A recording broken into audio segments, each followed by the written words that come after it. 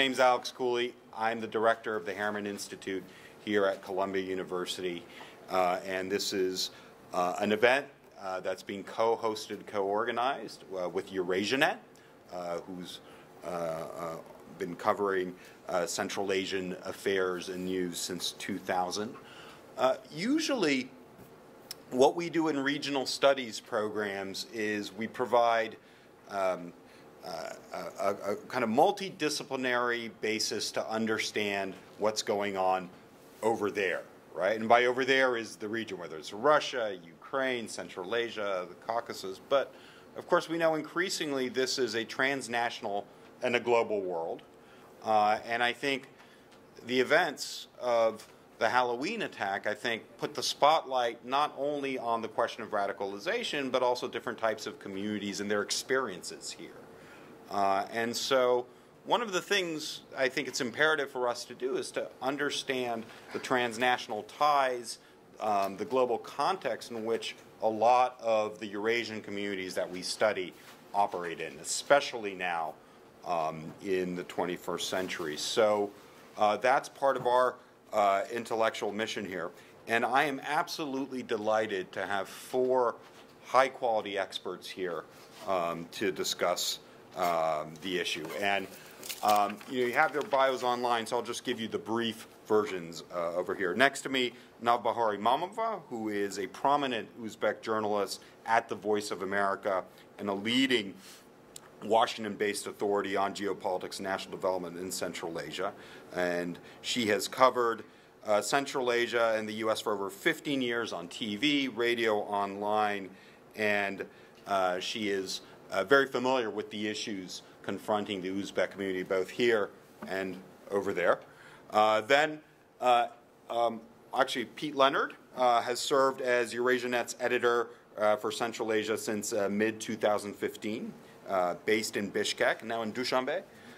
So Pete has over a decade of reporting experience in Eurasia, and he's previously worked as a correspondent for the Associated Press from 2007 to 2013. And he also served as the AP's bureau chief in Kiev, Ukraine, from 2013 2015. And he'll be discussing some of the media portrayals of the issue. Then Ed Lemon is a postdoctoral research scholar here at the Harriman Institute. He is a PhD in political science from the University of Exeter, and his research actually examines migration, authoritarianism, and extremism in Central Asia, and he's particularly interested in migrant communities and exiles and the relationship between sending country and hosting country. And then at the end, Dr. Erica Marat is an associate professor and director of Homeland Defense Fellowship Program at the College of International Security Affairs at the National Defense University. And her expertise is on policing, internal security, as well as international security. And she has a book on police in ex-Soviet states, which will be published by Oxford University Press in 2018. And some of her media appearances regarding the topic can be found in EurasiaNet, WNYC's Takeaway, and the Wall Street Journal. And I should actually just point out that all of our experts have excellent commentaries and writings that we've provided links to on our page about the event, about what happened in August 31st. So I'm going to ask each speaker to talk for 10, max 12 minutes. Then perhaps we'll ask a couple of follow-ons and allow for a little bit of discussion, and then we'll open it up to you and your thoughts and insights and suggestions. Just a reminder, everything today is on the record, so we are filming. We are going to use outtakes of this online and possibly in other ways too. So be prepared to identify yourself if you do ask a question. And thank you again for being here. I know it's a very busy time of the year. It's in the middle of our sort of final exam season, but we thought this was an incredibly important topic, and we wanted to deal with it before the semester ended, just to open up a dialogue and figure out what the important issues are in terms of just the analysis and also from the community perspective. So thank you to members of the community who have also come all the way uptown to be with us here. So Navbahor, the floor is yours. Okay. Can I speak from there? Absolutely. Okay? Yep. Do we have a microphone? Yeah. Do we have the mic?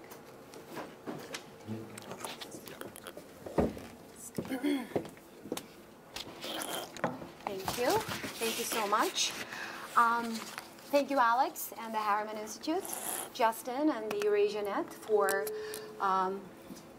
putting together such an important event on such a relevant topic. And it's always great to be here at Columbia as a journalist covering, but also as an analyst sharing my insights.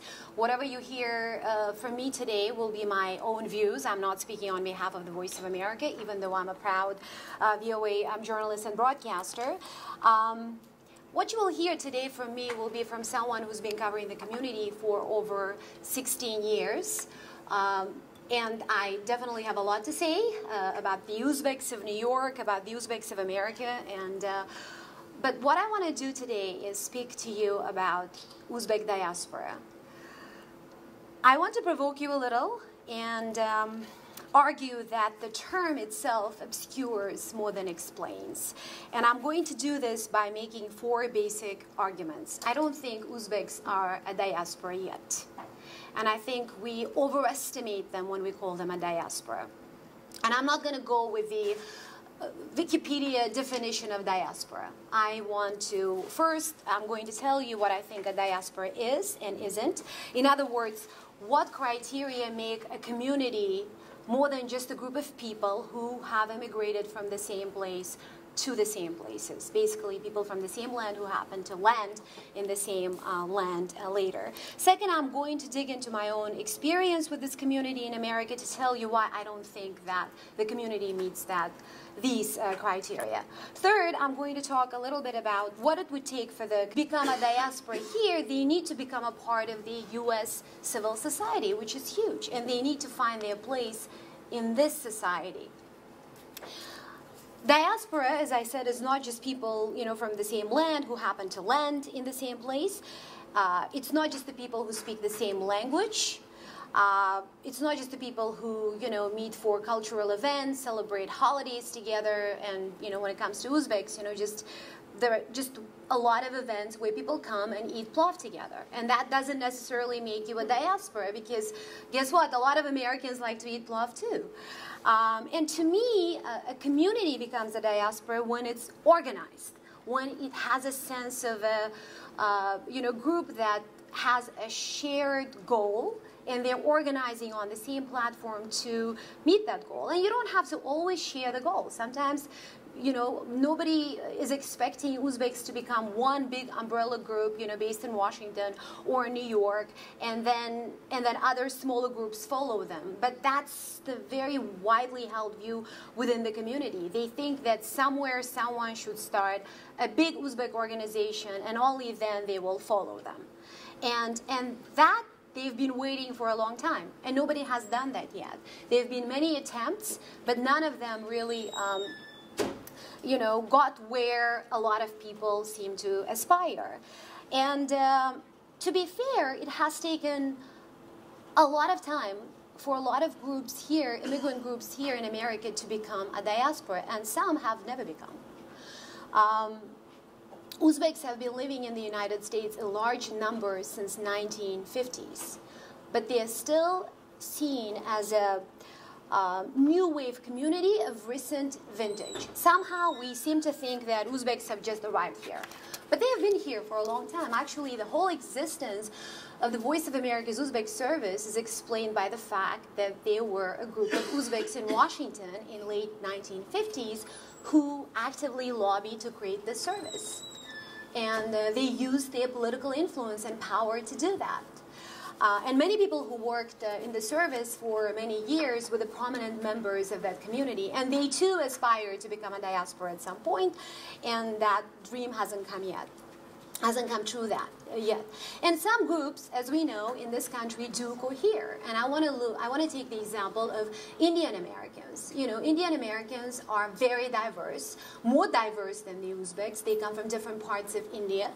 They speak different languages. They are of different faith.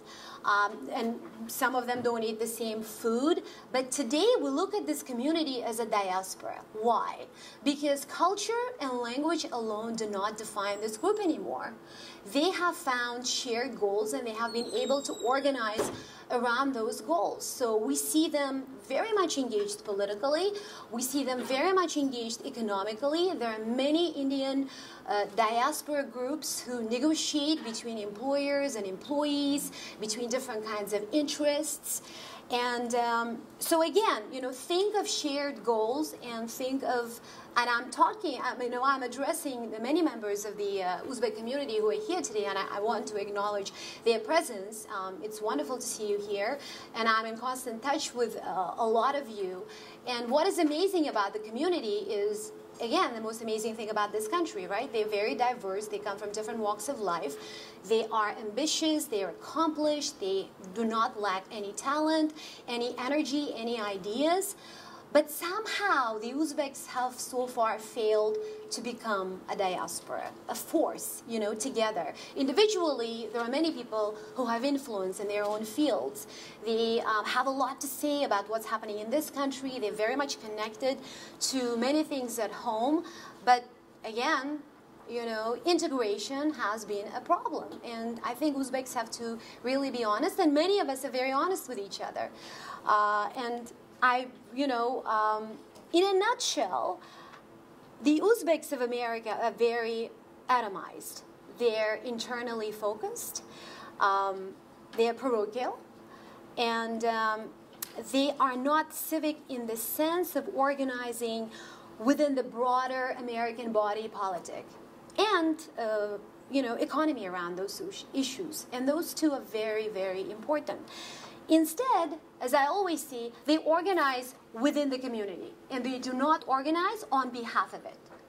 And that's the problem. You may be very well connected with each other, but if you cannot represent, and if you don't have people who can confidently speak on behalf of the community, that is a problem. Then you shouldn't expect the rest of America to see you as a force. You need to find your place again in this chaotic environment. And I want to give some examples.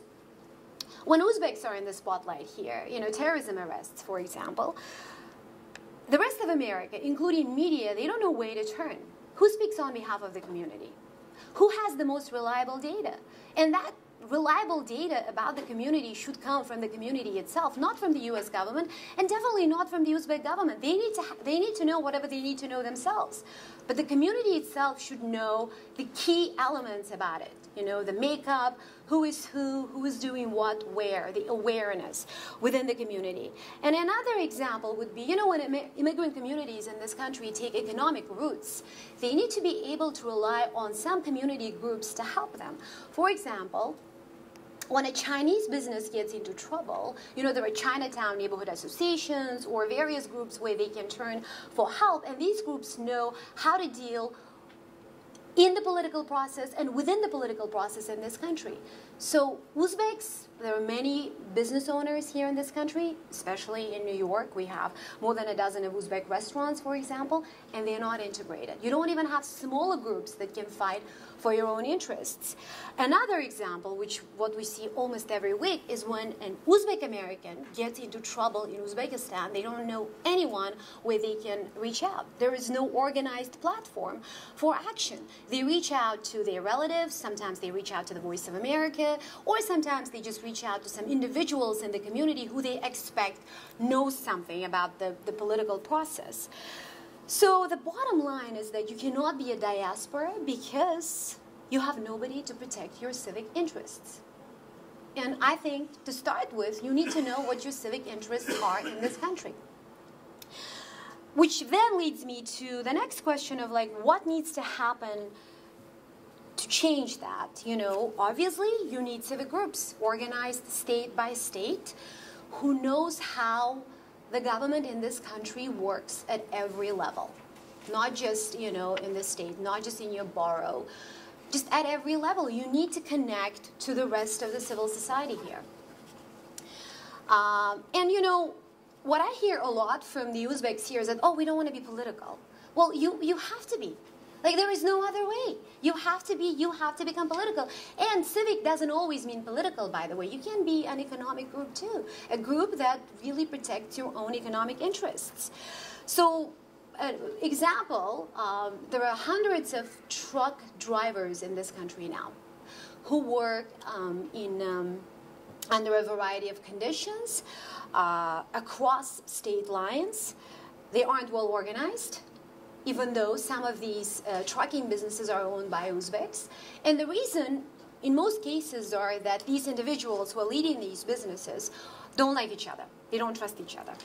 So if you have personal problems with each other, and that keeps you from actually integrating economically and politically. So you would think that, you know, having been here for such a long time, with all the exposure you are getting, you will be able to realize that. And the same conversations we keep on having with the Uzbeks of America. You know, we don't trust each other. They're just different people. I don't want to hang out with that. Yeah. So that problem of mistrust is so endemic that it's frankly the fundamental challenge, I think, that's keeping the Uzbek community from integrating as a diaspora. And it's difficult for at least 3 reasons. So individuals and families, not the associations and institutions, are the leading players now.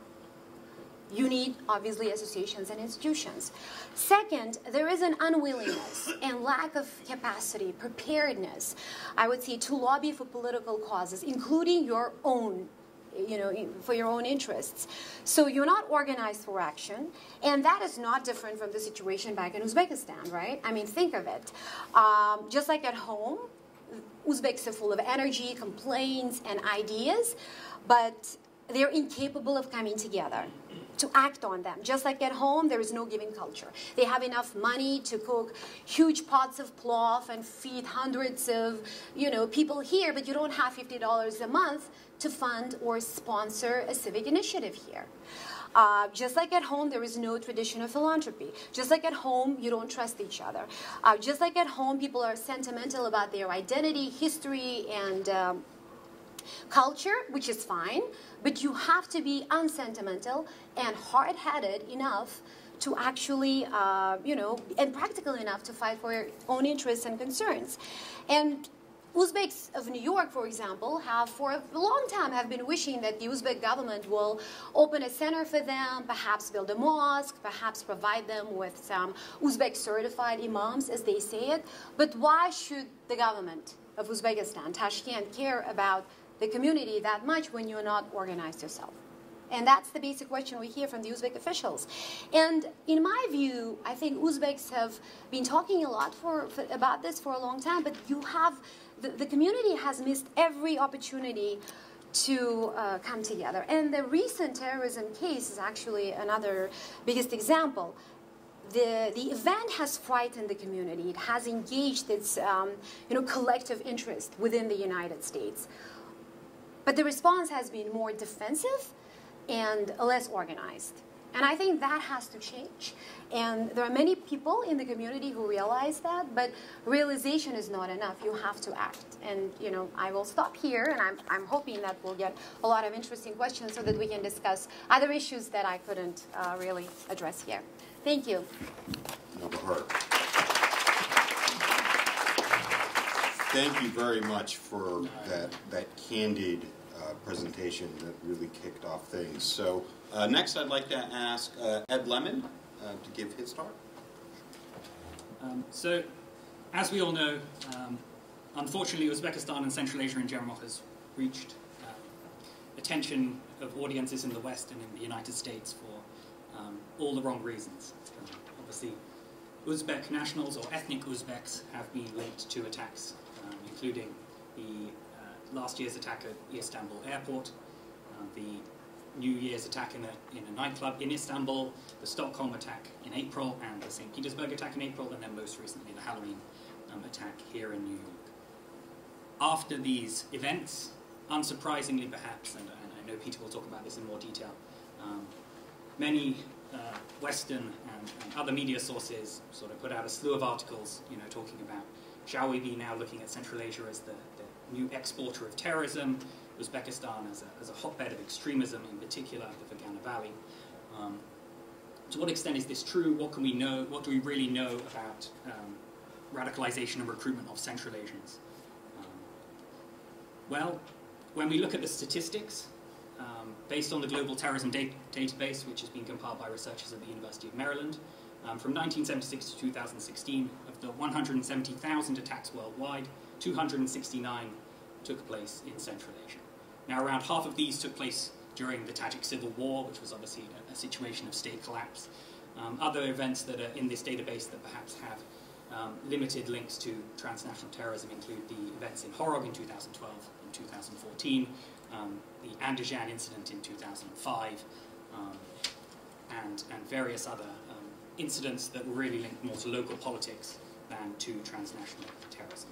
So despite having 1% of the world's population, Central Asia has accounted for only 0.001% of attacks worldwide since 1976. If we look beyond Central Asia, for example, in the United States, the 7 Uzbeks who have been arrested on terrorism charges since 2011, even if we take more conservative estimates of the size of the community, somewhere in the region of 50,000, which is exceedingly conservative, that's still only 1 in 8,000, or 0.001% of Uzbeks living in the United States. If we take the estimates of the number of Central Asians who've gone to fight in Syria and Iraq since 2013, so we're looking somewhere between 3,000 and 5,000. If we take that upper estimate, we're only looking at 1 in 12,000. So, you know, statistically, when compared to other parts of the world, including the Middle East, Central Asia has not produced extremists and terrorists at the same sort of rate. So, what do we really know about radicalization recruitment in Central Asia and the radicalization recruitment of Central Asians who've migrated?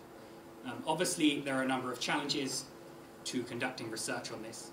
There's an obvious paucity of information, a number of conflicting narratives, and a problem around which sources can we really rely upon. Obviously, the governments of the region themselves have politicized this issue, and it's difficult for us to take their narrative at face value, so they're a difficult source to sort of validate in every single case. We can rely somewhat on the family members of militants, people who've joined groups like Islamic State in Syria and Iraq, and we can rely somewhat on the testimony of friends, but even that has its limitations, because often parents would say to the media afterwards, my son was a good boy, we don't know why he did this, but in some cases, you know, parents in the region with large families maybe don't really keep tabs on or understand what their children are doing, so even they can be a somewhat unreliable source.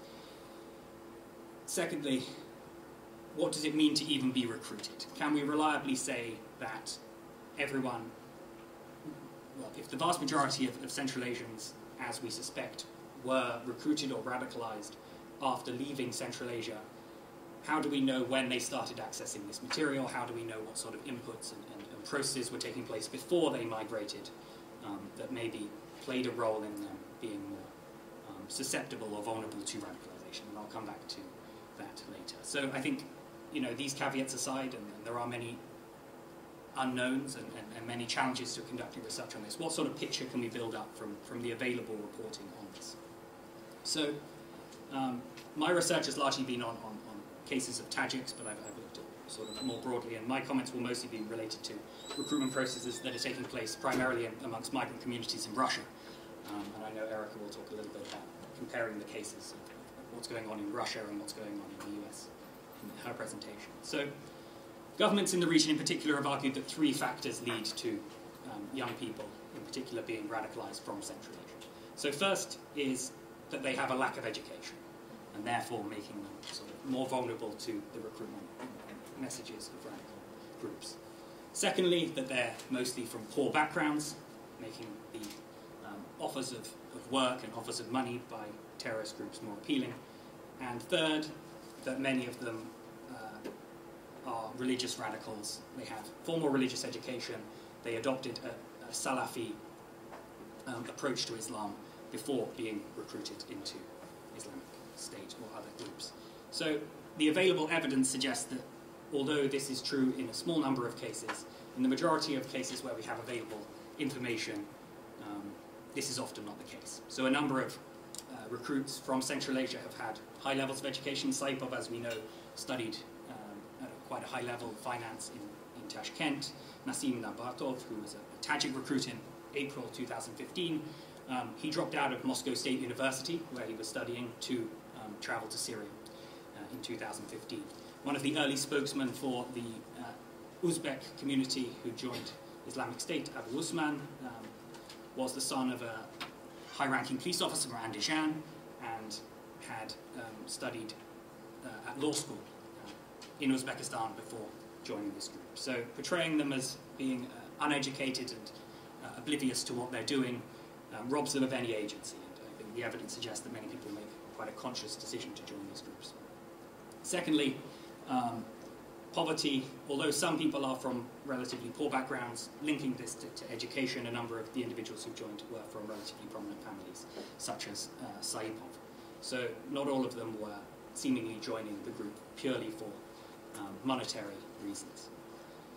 Lastly, the available evidence suggests that very, very few of the Central Asian recruits have had any form of in-depth religious education. Many of them came from, as is the case across the region, from what could be described as secular upbringings and were not particularly religious growing up. But after migrating to Russia, they swiftly, as many Central Asians do as a way of coping with being migrants and being away from home, they swiftly rediscover religion.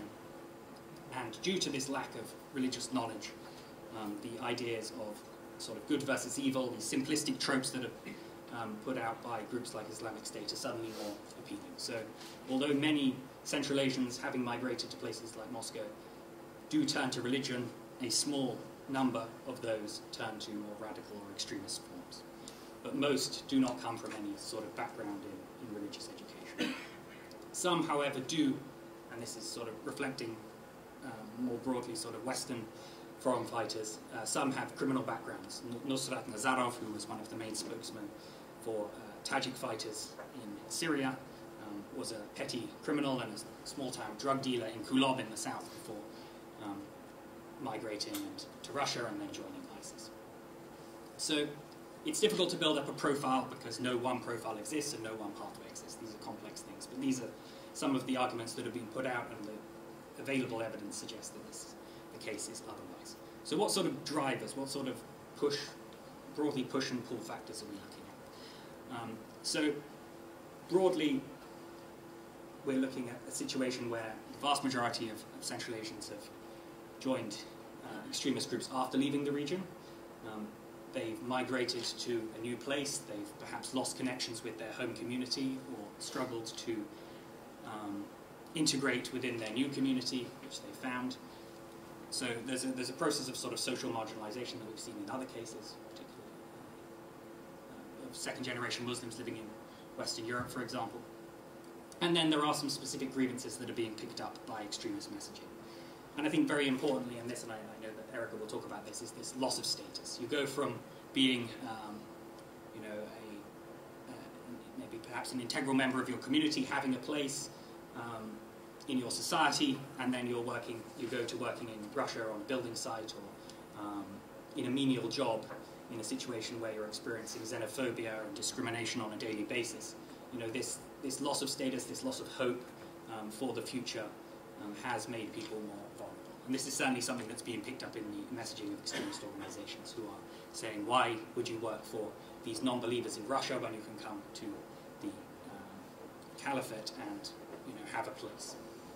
And this leads to something that's perhaps been underestimated, which is the lure of ISIS itself and the sort of messaging that they put out that makes joining ISIS perhaps a tempting prospect for some individuals. So, as I've said before, ISIS's ideology is very simple, and that's appealing to people. It's this simple notion of good versus evil, of believers and non-believers, particularly for those individuals without a real understanding of Islam and the complexities of Islam, is an appealing prospect. Especially back sort of a few years ago when Islamic State was seemingly winning the war, the idea of that it was building a new society that was built on morality, or what it it describes to be Islamic morals, was appealing particularly for many individuals, migrants, who perhaps were questioning their own morality and questioning their place within society and questioning their own Islamic identity. This idea that they could go and build something new with their brothers and sisters in the caliphate was tempting. And I think what's very important when we look at the Central Asian cases is people go for a sense of adventure. They go for what anthropologist Scott Atran has called a thrilling cause. People, and this is sort of very prominent within the messaging to Central Asians, people go because they want to, they want to go and have an adventure. They want to go and join their brothers. So masculinity is a very important trope in a lot of the messaging. The idea that real men, real Central Asian men, should join Islamic State and that they can participate in sort of combat training. They can drive around in cars. They can have a place and they can have a status within this system that they are perhaps lacking before. So I think the available evidence suggests that a lot of people join for this idea of having an adventure. So what we're looking at really is what Olivier Roy, has, referring to Western foreign fighters, has described as the Islamization of radicalism. And by that I mean that we see a series of violent nihilists who adopt Islam as their ideology. This is very much a generational revolt. This is a revolt of a post-Soviet generation of Central Asians who are rejecting the Soviet past, rejecting their parents' opinions, and carving out a new identity and a new role for themselves by joining Islamic State and other organizations such as this. Although Islam plays an important role in the sort of ideology of Islamic State, it comes after this generational revolt. So very much it's a framing of pre-existing wrath and pre-existing tension around a religious narrative, but the wrath comes before the religious narrative in most cases. So young people find in Islam the best way to express experience and to live their rejection of society. The rejection of society comes before the embrace of Islam. So we're seeing a series of angry young men who are finding an avenue for expressing that anger in militancy. So to conclude, how are we linking the inside and the outside? So as Alex mentioned in the introduction, we're looking at a process that is transnational. It is neither totally, our understanding of it can neither come from looking inside Central Asia itself, and it cannot come purely from looking outside and looking at these migratory spaces in the US and Russia and Europe. So I think there are links between what young men in particular experience in Central Asia and what makes them vulnerable to joining these groups. So as we know, the regimes across the region, to varying degrees, are assertively secular. They have adopted a series of measures that strictly control religion, religious expression, and make it very difficult for any sort of public discourse or public discussion about religion, about global politics. And this makes migrants who are going to places like Russia, where there is a greater opportunity to openly discuss Islam in its varying forms, it does make them more vulnerable to being recruited. It does make them more vulnerable to these simplistic notions of good versus evil that are put out by groups like Islamic State. Second, and I think Erica will pick up on this, many people migrate. Many people are pushed into migration because of a lack of hope at home, but they do migrate to these new spaces with a hope to find something new, to build a new life, and to find new opportunities, effectively, coming from countries where often young people lack opportunities to progress within the economy. But when they migrate to places like Russia and the United States, they experience this loss of status. They lose connections potentially with their home community, and they face discrimination. And based on these sort of grievances and factors, a very small minority, coming back to my original points, we are talking about a very small group here, who give the rest of the community a bad name. A very small minority are effectively recruited into these groups. Thanks very much. Pete, what's your perspective on this?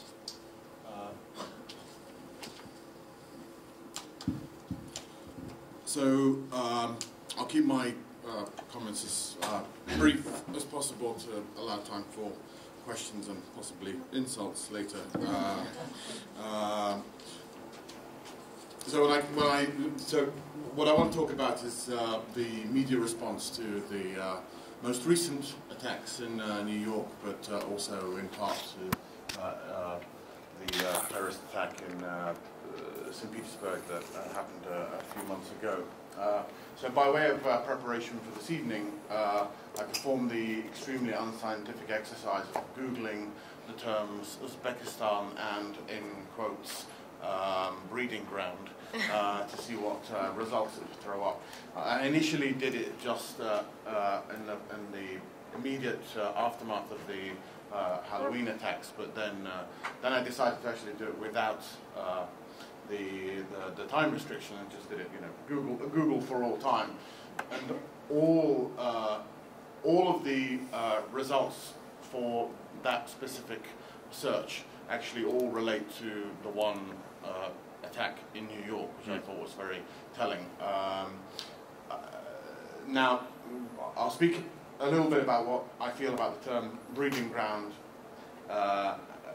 Perhaps, well, I would say actually that it's there is a slightly unsavory sort of quality to the term, and that it sort of implies something rather, I don't know, kind of essentialist about dangerous places out there which are inherently kind of conducive to breeding bad people. Although I shouldn't be too rude about the term, because unfortunately the first result for the search Uzbekistan and breeding ground actually turns up EurasiaNet as the first result. With the headline, well, this is the thing, as Ed is pointing out, the excuse is that is the old kind of journalist kind of headline, well, actually a relatively new trick, I would say. It's kind of rather an internet-y trick of phrasing your headline as a question, and you get away with kind of murder. You make the most kind of absurd statement in a headline if you just put a question mark, then you can say, well, I don't think that. That's what people are asking. And so the headline of the EurasiaNet article is Uzbekistan a breeding ground for terrorism, and then you read and you go, oh no. What the hell would I bother reading that for then?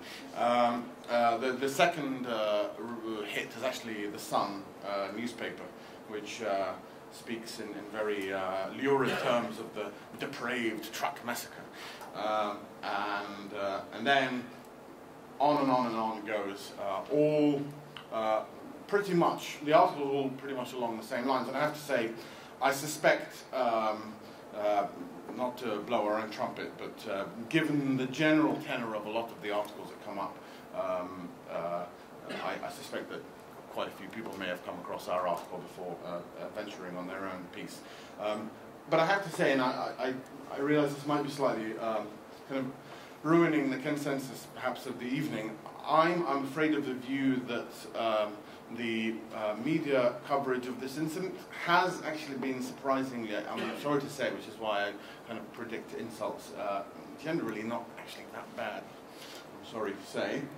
Maybe we kind of want to sit here in judgment and kind of, as area specialists, sort of complain that Western journalists just don't get us. But of course, any instant journalism, any journalism that reports on breaking news is inherently, by its very nature, superficial and glib, and how many hours have we all seen of 24-hour, rolling news TV stations, kind of clueless pundits kind of scratching their heads and kind of going, oh, why do they hate us, and all this sort of thing.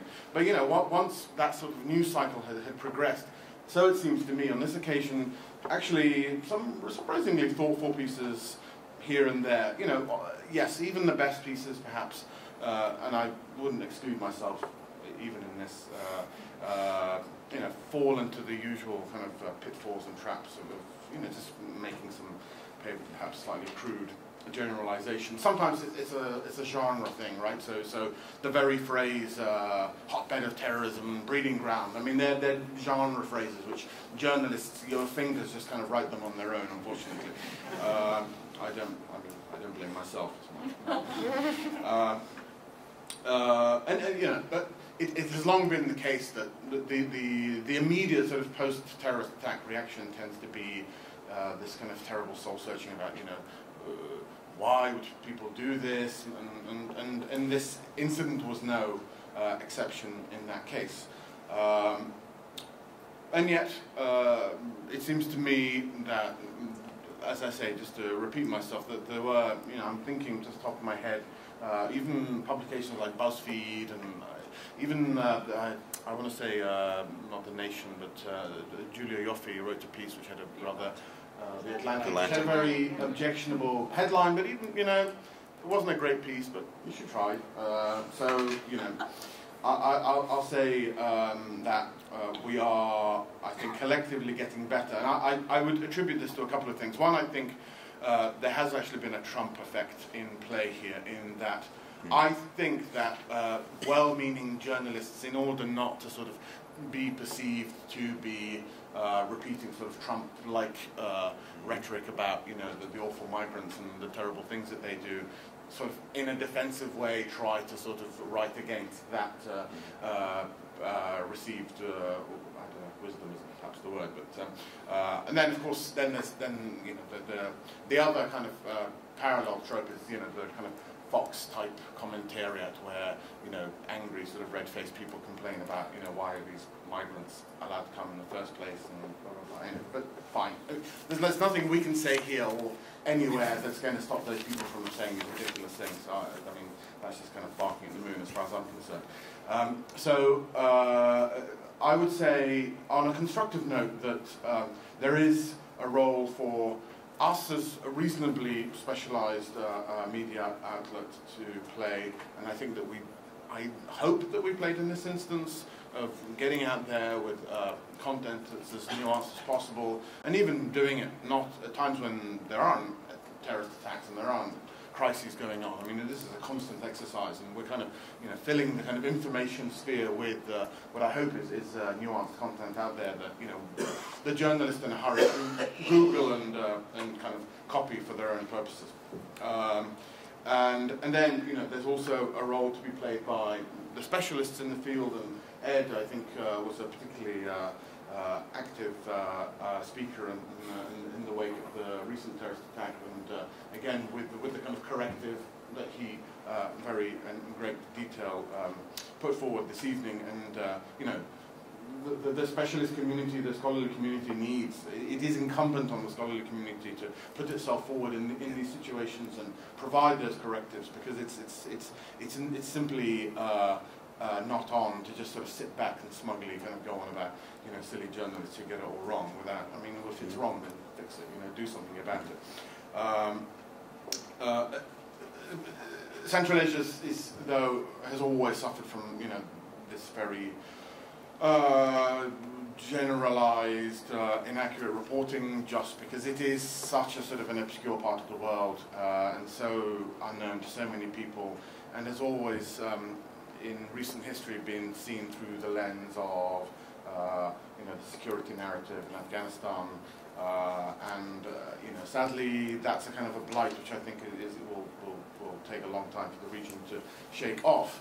Of course, the region itself, by which I mean the governments, are of course in very large part to blame. I mean, Uzbekistan in particular, you know, is not exactly the most journalist-friendly place in the world. I mean, after the Andijan massacre of 2005, I mean, that was pretty much you know, a time when all credible media organizations were booted out of the country in very unceremonious fashion. Even those outlets who managed to retain some very small foothold. I mean, in my instance, for instance, I worked with the Associated Press in Central Asia from 2009, and at that time we had gone through the process of attempting, this is prior to me working with the AP, of accrediting a series of journalists 3 or 4 people. And the way that it sort of works is you send in a accreditation request, and you get 2 strikes, you get 2 refusals, and while you're waiting for your refusal, it's a period of 2 months, it should be, at least it was in those times, it's sort of informally understood that you're allowed to report while you're waiting for your rejection.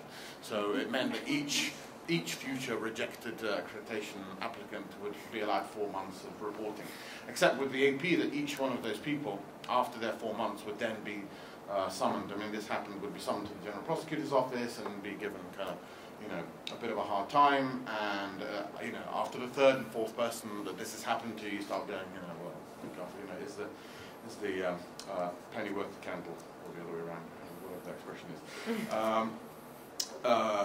So we gave up, and so did a lot of people. I mean, until relatively recently, the only major international outlet that had proper Foreign Ministry accreditation, correct me if I'm wrong, was Agence France Presse.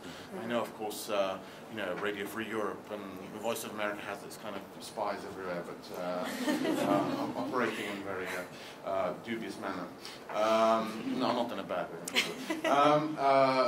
So, it's incumbent on Uzbekistan, if it truly is interested in preserving and improving its reputation, and actually allowing us back in, and I'm hoping, maybe, who knows, I'm skeptical, if I have to be perfectly honest, that we will all be sort of welcomed in.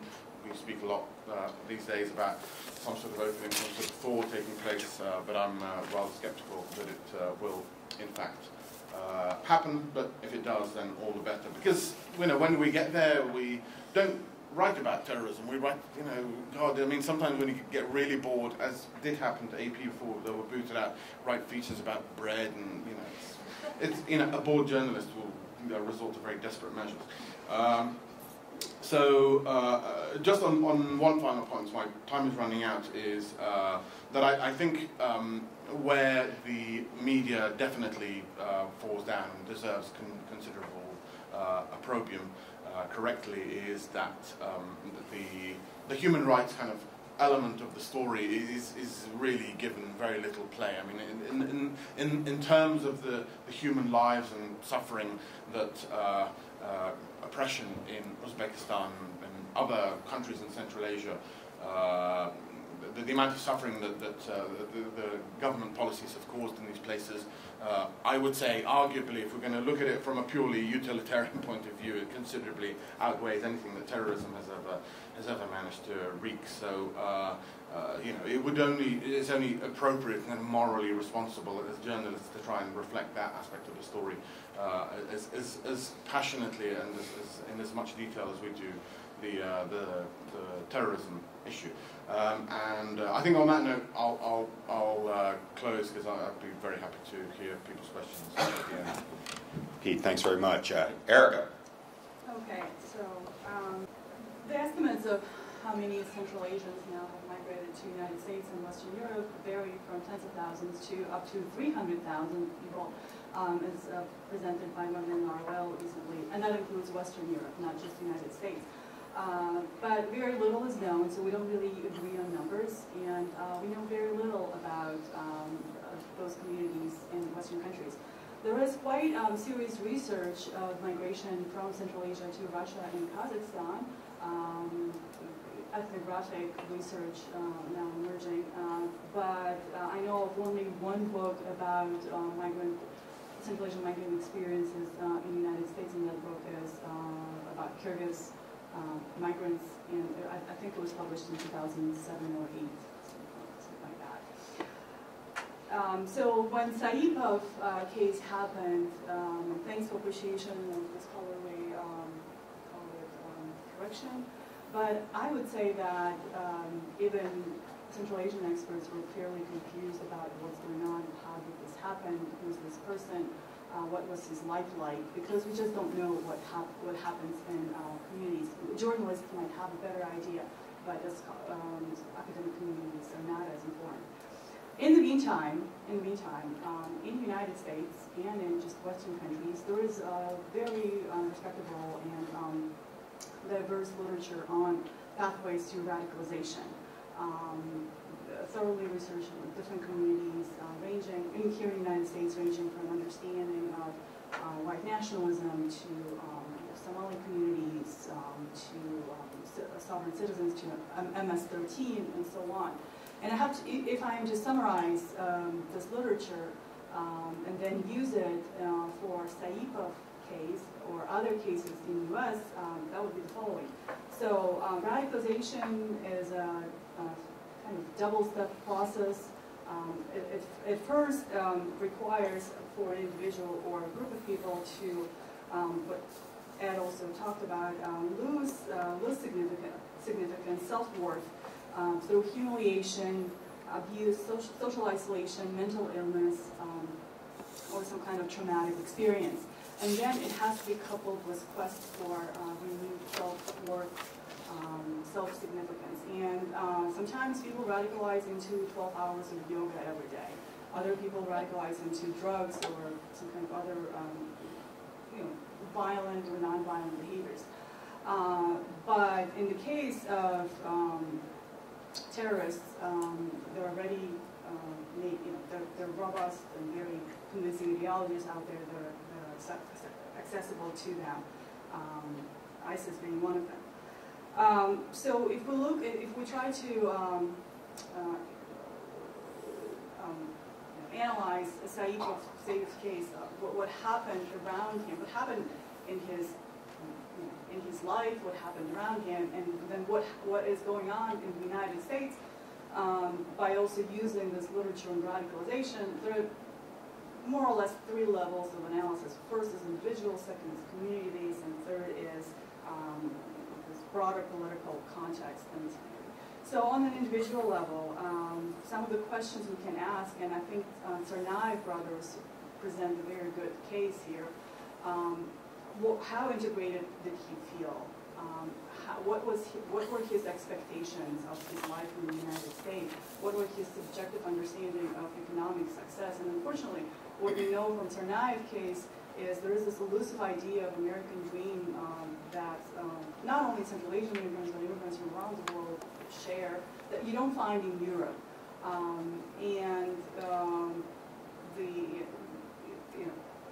Very few actually are able to succeed, and they are disproportionately represented in the media and political discourse. But a lot of migrants do never get there. So that's one of the ways that an individual can feel unsuccessful or not belonging.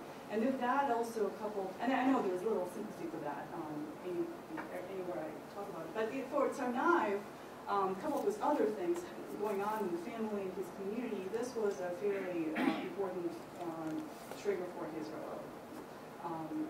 loss of self-worth and belonging.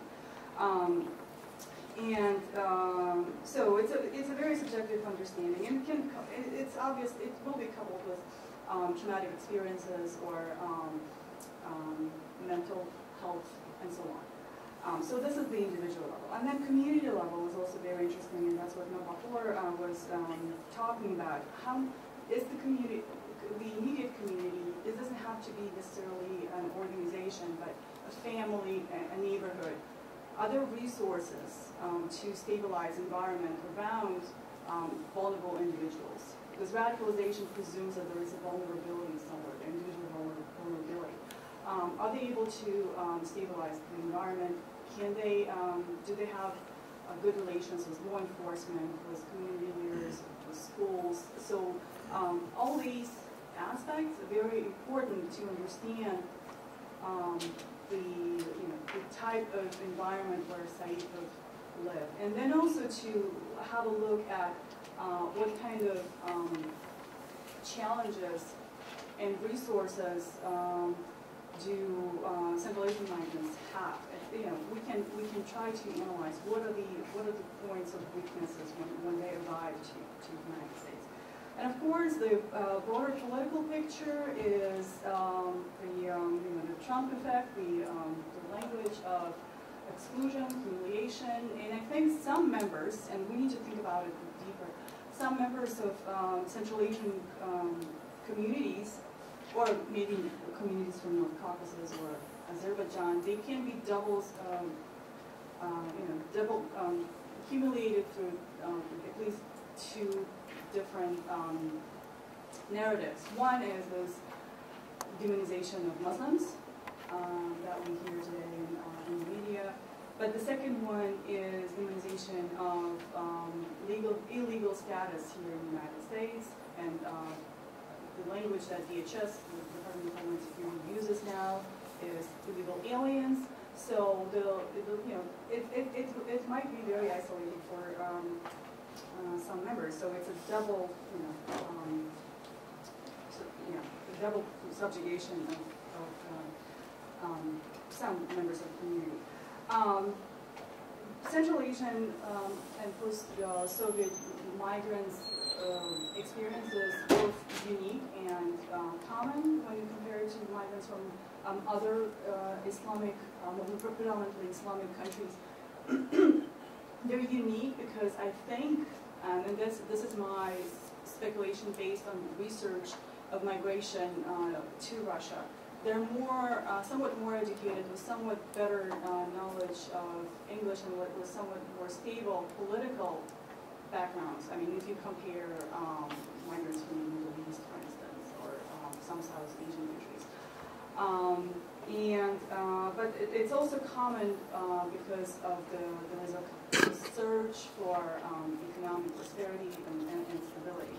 So they're unique, but there are points that are similar, and then there are points that are unique to Central Asian communities. And I think we need to think about identify what could be the weaknesses of within those communities. So is it unrealistic expectations? Is it distrust among informal competition, sort of zero-sum game among some immigrants? Is it, from what I know from Kyrgyz diaspora, for instance, there are some predatory actors within diaspora who abuse vulnerable members of the diaspora. They blackmail them, racketeer them for whatever emotional or economic or legal support that those members might need. There are also positive examples, of course, out there. So it is time to understand the community better because it is getting bigger and bigger. It is a very interesting and very diverse community. And perhaps the better we understand the community, just like with immigrant communities in Russia, I think the better we'll also, this will also enrich our understanding of Central Asia, but then also contribute to just broader literature on radicalization in this country. Great. Thank you, Erica. So, what Navbahor points out is that there is no one to speak for the community, right, and to offer data, to offer a voice. So, the fact that the diaspora experience is not the American dream, right, or that it gets involved in other kinds of practices that Erica was sort of alluding to. And so, I'd be particularly interested in sort of Navbahor's reaction, but also Pete's on this too, from the media perspective, not having that quote from a community leader. Does that make a difference in how the story is inflected? So maybe we'll do those, and then we'll go out for questions. But Navbahor, I'd be really curious to hear. And also, I think, just in terms of actual real stakes, under Trump, because we're talking about Trump effect, I see two, right? One is ending the quota and the visa lottery, right? That could easily be mobilized as a reaction to this, right? As a way of sort of taking decisive action, which I think would be a catastrophe, right? Not only for the Uzbek community, but just in general for the enrichment of the city and the country. And then two, adding Uzbekistan to the travel ban, right? That seems to me, I haven't heard rumblings about it, but it's been floated a couple times. And so I think there can be sort of concrete stakes in terms of losing things if you're not organized, right? And you're not actually asking for political issues, as you talked about. Well, I mean, the community is losing a lot by not being organized. I mean, they need to get to a point, they need to get to a point where they're not only lobbying here for their own interests, but they're also lobbying at home, which is very important. Because Uzbeks here are very much affected by the policies definitely there, and here too. So when you talk to any Uzbeks here, and a lot of them here, I mean, I would confidently say that the majority of them are legal immigrants. And if we have had at least 7 terrorism-related cases here in New York City itself, all of those people, the guys who were accused, and some of them have already been sentenced, they were either permanent residents or citizens already. So the lack of documentation is not a problem. But they're very much affected by the policies in a sense, and when they hear President Trump says, well, we have to cancel this, diversity lottery, thousands of, the Uzbek community has grown so much because of the lottery. Yep. So, and a lot of them are still in the process of bringing their close ones here. So they're very much affected, but they're not voicing these concerns. There is no one who is, let's say, in Washington, right, actively lobbying, talking about this. And not even reaching out to the local legislators or, the members of Congress or senators from here in Washington. We know that the Uzbek community here is in constant touch with the president of the Brooklyn borough, and they've been talking about it. These have all been very occasional. There isn't a systematic process, and Uzbeks altogether, at least the community by community, they don't have one narrative where one person can actually go talk to this person and explain the issues. And that has been a problem. And this is why I keep on going back to Uzbekistan. That has been the fundamental problem back at home too. Right. So is it the lack of political awareness or political skills that's keeping the community from becoming, a force? And that's the question I keep on asking, and there is a lot of work to do. But individually, you have some really strong members, but it has to go beyond that. Right. It's almost this idea of a lack of kind of social capital in this classic Putnam kind of way that gets stressed out. Yes. Pete, I'd be interested, does it make a difference not having a voice in media coverage, a local voice to give some texture, some data, some facts and experiences on the ground? Or if some sort of coordinating figure that Navbahor is so eager to see emerged, it would be very sort of a very positive contribution to the standing of the community. That having been said, of course, it's not, it's a depressing reality of our times that community representative, one of the community representatives' jobs should be to be a spokesman for their entire, ethnic group at the time of terrorist attacks. It's not really fair to put that on people. Right. So in that respect, yes, but also, God, it's kind of depressing that the question stands in the first place. And actually, I have one for Ed and Erica too, and that is, as researchers of mobilization and politicization transnationally, if you could have anything in terms of sort of access to data, understanding conditions here, what would you research? What would you want to find out about the United States as one of these transnational nodes in terms of the impact of the environment, whether it's insecure legal status, the robustness of ties to the homeland, media coverage? What do you think is worth pursuing as researchers here to give us a better sense of the phenomenon here? I think there's certainly scope for comparative analysis between Uzbek experiences in different places. And I think what's interesting for me from the Uzbek case is if people come on a green card lottery, or if they come, like many people came traditionally on these sort of either on tourist visas or on language study visas and then overstay. They're not getting the same sort of support that other communities who've come as refugees, get. So, for me, it would be interesting to see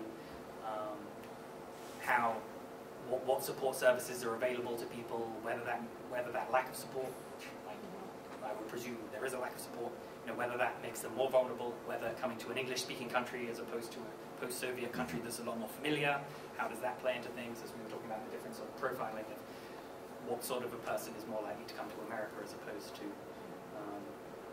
Russia, and sort of making some comparative analysis of sort of the different factors that are at play here. I think that's a study that could be done and would be very interesting. Great. So this is a great example. Obviously, social capital, and by that I mean among communities. By that I mean availability of spaces for cultural events or celebrations or whatever important life events, but also availability of legal services in the language, in Central Asian languages, and whatever support, even be that medical support or legal or whatever, emotional support. Also important to investigate, and then communities are all so different across the country. But how do they trust the police? What's their relationship with law enforcement? And it's not only, it's not a one-way street, of course. There should be an effort from the police as well in connecting with the communities. Also important to understand is successful examples of integration. What did it take for communities to, some members of Central Asian community, some immigrants, they de-radicalize when they arrive in the United States. And by that I mean they become less aggressive, maybe less abusive.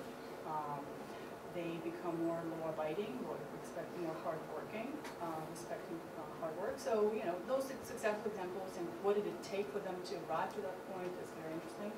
And on individual level, what are the expectations, what are the aspirations, and we really need to, just like we did with Tsarnaev brothers, go back into Saipov's life and see where did he become vulnerable, what did it take for him to feel isolated, marginalized, and ready to, unable to receive help. Right. Great, super. Okay, so you've all been very patient. I would. So should I stand over? Sure. Dalia Can, I guess a member of the Uzbek diaspora. I'm not sure. My father, I'm half Uzbek, half Turkish. I'm an assistant professor of history at City College. I guess I had some questions about the idea of the diaspora. First, I would suggest a more historical approach. I mean, successful diasporas in the United States have a much longer history in the United States, often organize around causes that have to do a lot with historical events. The Armenian diaspora is a prime example of that.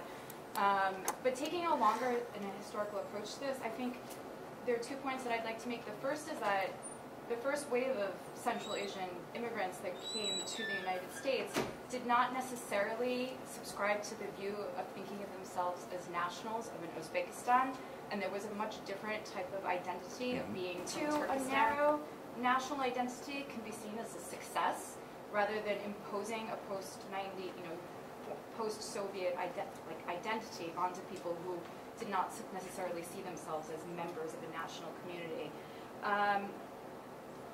So that's the first point. Now I'm forgetting my second one.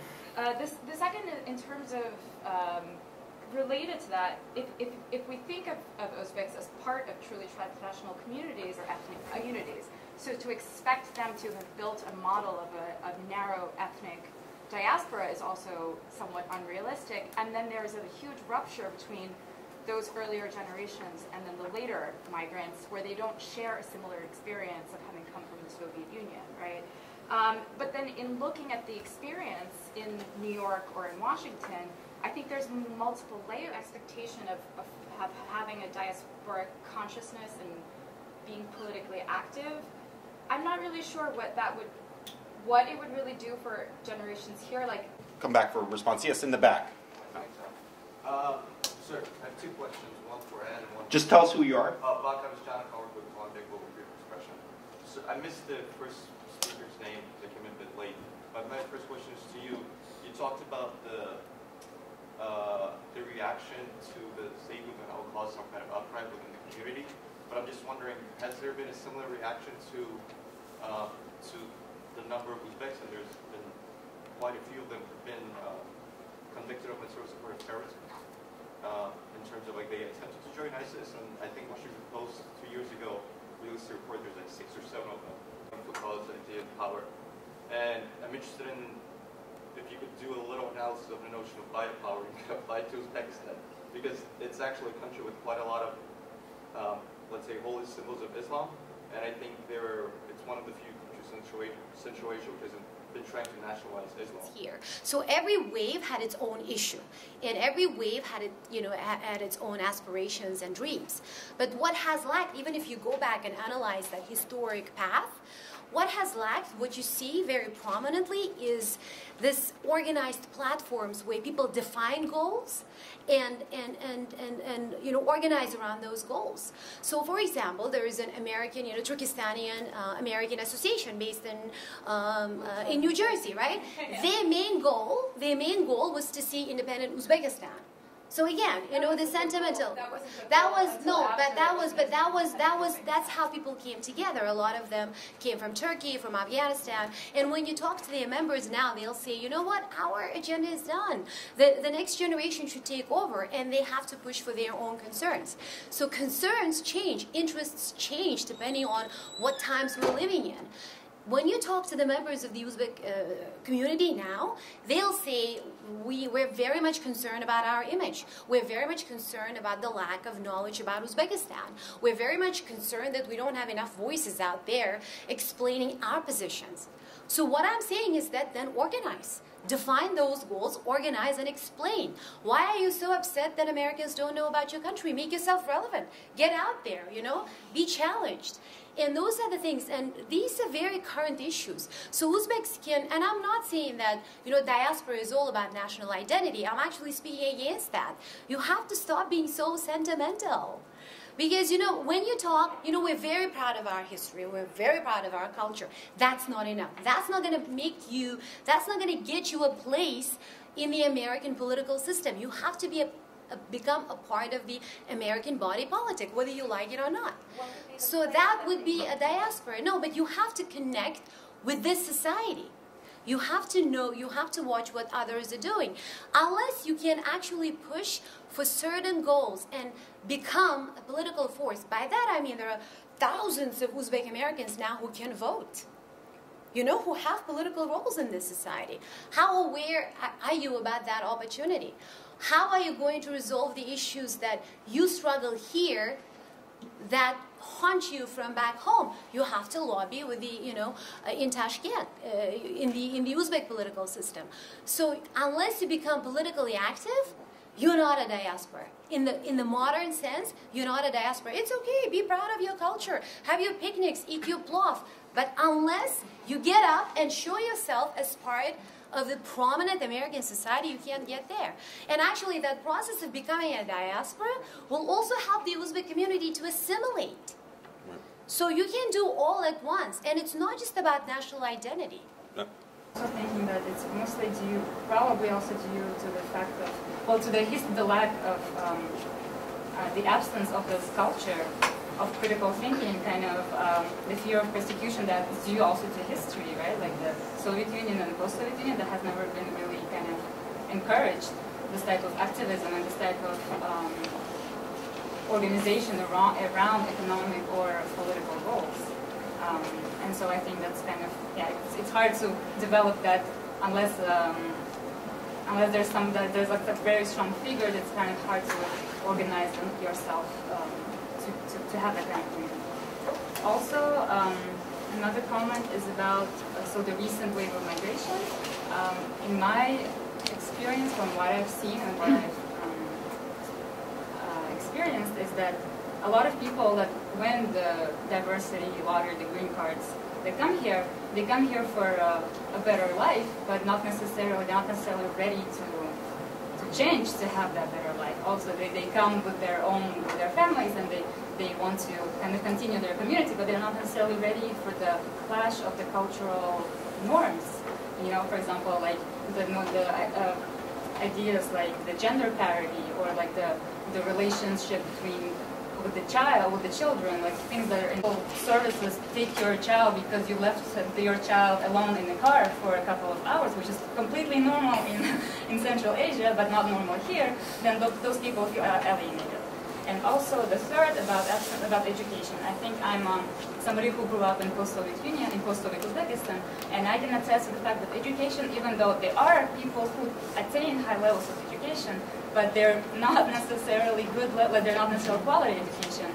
And there's actually a vacuum of ideology, right? And this is what Uzbekistan has. Version of Islam that was offered by Wahhabism. So I'd just love to hear some of your ideas about examples of what exactly sort of things cause the pushback against the government. Great. Let's take another one. Yes, sir.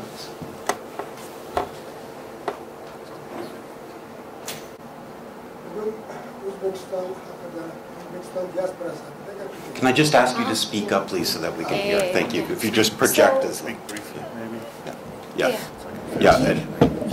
He just asked me to translate, so he's going to speak in Uzbek. Okay, that's fine. If we just keep the intervention brief so we can, perfect, thank you. Uzbek Diasporası hakkında gap ketganda bitta 1968 yılda tashkil qilingan Turkiston jamiyatini gapirishgan. Bu Turkiston jamiyati 68 yılda tashkil qilinib, butun Turkistonliklar haqida, O'rta Osiyoliklar haqida kommunizm ideyasiga qarshi kurashgan.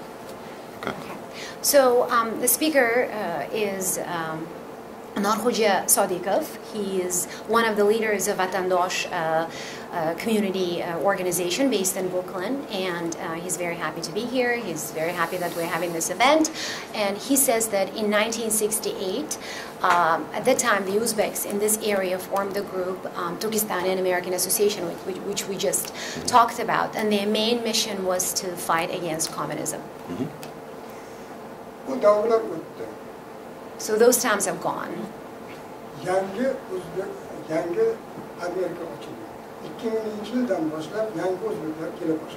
So since 2000s, since the beginning of the 2000s, more Uzbeks have come here, and then the goals are different, aspirations are different. We live in different times now.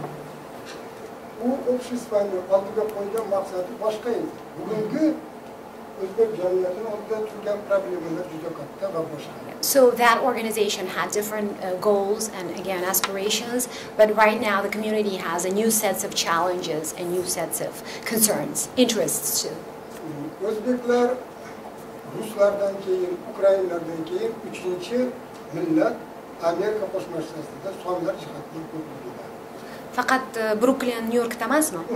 So he's confident that, after Russians and Ukrainians, Uzbeks here are the largest group from the former Soviet Union.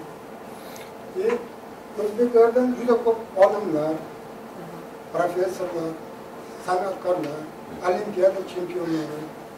Savol, manimcha, savol beravering. İştirak etadi. Bor.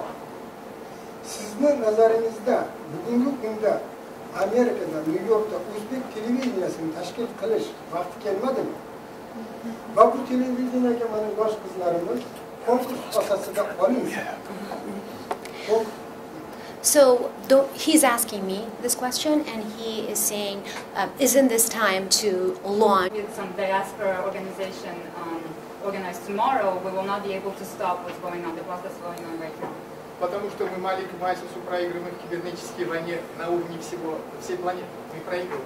И Европа проигрывает, и мы в Америке тоже. Because everybody is losing to ISIS in terms of the cyber politics and cyber security. Вот эти ребята обманутые, они надеются, что попадут в рай.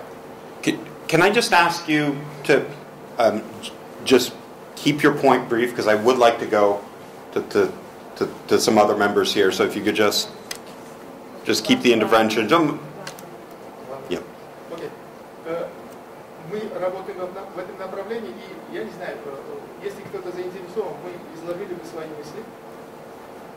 We're working to counter this process, and if somebody would be interested, we have some suggestions on how to counter. И выразили бы, и подсказали бы какие-то пути быстрого и очень заметного влияния для уменьшения или вообще для того, чтобы изменить вот этот процесс радикализации. And we have some suggestions on some of the actions to be taken to work against that, to counter this process of radicalization.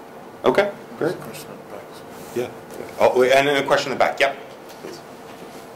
Hi, my name is Katya. I'm a Harriman student. I think the most integrated Uzbek communities, and nobody is saying that there should be one big community here and one big community in Russia or in any given country.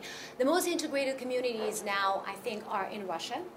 And there are many groups across the regions that are very much involved in the defense of human rights and the protection of human rights. So they are very much involved when Uzbeks get arrested, their rights are being violated. Of course, relative development, but we have some good examples there. But it's very hard to compare the conditions in Russia to here, right? And I completely agree with my colleagues here that the stories of immigration differ from country to country. You know, aspirations are different. People come with, American dream is very unique. And a lot of immigrants who come here, they overestimate the things that they expect here in America. So they over-expect from America. So I would say Russia, Uzbeks of Russia are more integrated than here. And that could serve as an example, and also not that in some cases. Just to answer Norhoja Sadikov's, this conversation is very vibrant within the community. Again, this is a good example of trying to organize within the community and not necessarily on behalf of the community. Uzbeks are very internally focused because there are so many concerns, and one of the main concerns when you talk to every Uzbek parent here is that, oh my God, my kids are not learning the language, you know, we're forgetting our culture, they don't know where we come from. So they are very much fixated, and I comfortably use the word fixated because I personally don't necessarily agree with their concerns, but I'm not a parent, so what do I know? But this concern is like, you know, we have to maintain the Uzbekness of us, right? I mean, we have to make sure that we don't forget our roots. And that's, you know, that's something very natural in many communities. That is very much there. So should we have an Uzbek language television in New York? We have had some media, Uzbek language media in New York over the years. Some have been successful, some have not. So the most successful Uzbek language media so far has been Vatandash newspaper, which is now mainly online. And if Uzbeks want to get creative and want to have their own digital media platforms, why not? But we also have the Voice of America, you know, covering the community in Uzbek. We have BBC Uzbek, we have RFRL Uzbek, and everybody tries to chime in. And that could be something that you could promote. And I mean, as a journalist, I think that would be a good platform. But again, this would be something internal, something for the community. And I think, you know, the bigger picture should be that, you know, the community should, again, emerge as a force. And if you think that television would be helpful, why not? Okay. Down the panel, Erica? Can I just add kind of figure to organize us? It happens in the Kyrgyz diaspora as well, and then those figures within New York City, there are two competing factions, and they start undermining each other, and it becomes very ugly and really not civic. So that exists as well. Interesting. All right, let's take one more round of questions. Yeah? Just curious, when my grandparents... Just tell us who you are. Oh, my name's George Nerio. I live in the neighborhood. When my grandparents came here from Italy, they wanted to make sure that we didn't speak Italian, that we became Americans. I think our family did very well for themselves by becoming Americans. I'm wondering what you think has changed. Okay. Other questions? Yep. Hi. So I'm a student here at Columbia. I have two questions. First of all, so I came a bit late, but if you didn't discuss it, what role do you think the new government of Uzbekistan can play in perhaps changing attitudes towards Uzbekistan now, for example, just recently? Yeah, sorry, I didn't catch your name, but as to what the Uzbek government can do, I mean, I did touch upon it a little bit when I was speaking, but there was something very, very, very slightly sort of precedent-setting in the wake of the New York attack, in that the foreign ministry issued this surprisingly quite long and detailed statement offering a sort of a biography of the attacker and explaining, giving some sort of basic biographic details. I mean, in itself, it wasn't particularly significant, but it suggested that the Uzbek government finally, at long last, understands that you need to have your own kind of narrative out there. And I mean, the point of the statement was to say, well, you know, the point of the statement was, well, this guy left Uzbekistan ages ago. Like, it's not our fault. Like, Americans to blame. Which is true, as it happens. So, you know, fair enough.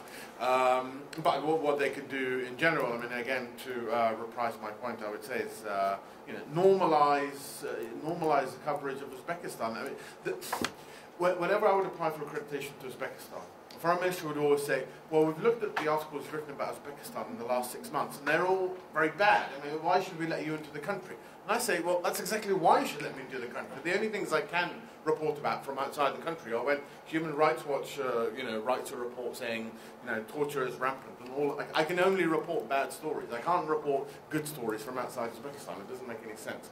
So yes, the Uzbek government can very, very, very easily, and doing the simplest things, can improve their reputation, and give us a new set of sort of cliches, and the one that is always used about Uzbekistan is boiling people alive, which I mean is a horrible thing that actually happened, but more often than not, article about Uzbekistan is a place where they boil people alive. Can we have a new cliche, hopefully a slightly less unpleasant one?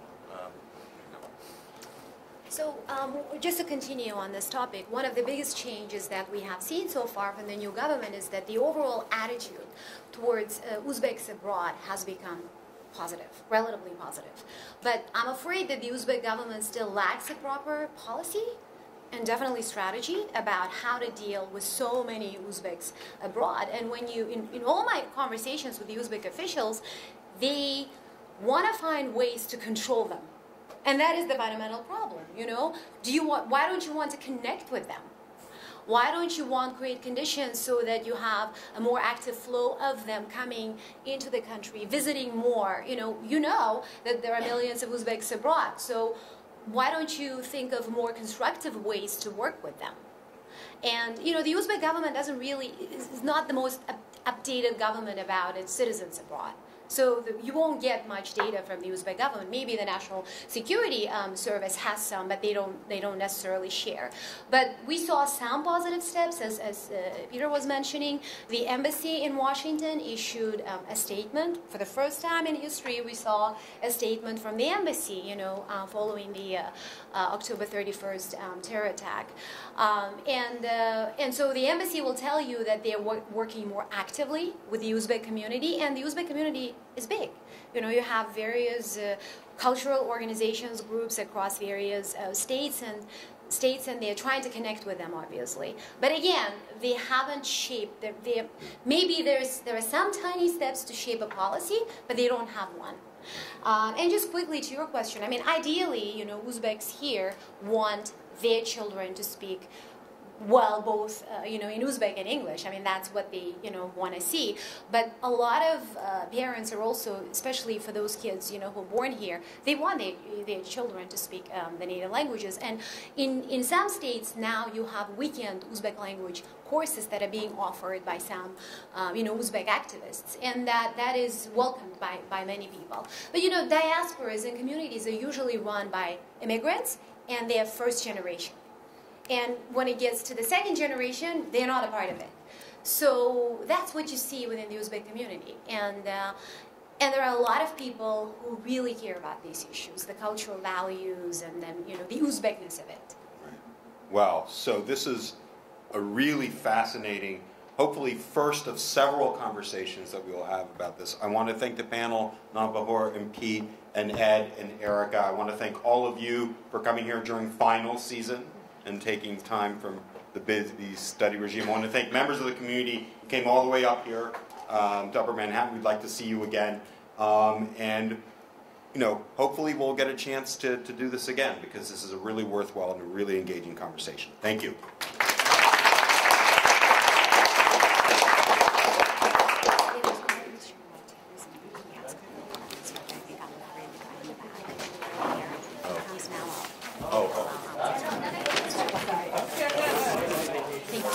Thank you. This was great. Totally awesome. I can listen to you all. Hi. I went to college up in Washington. Yeah. And I think it's wonderful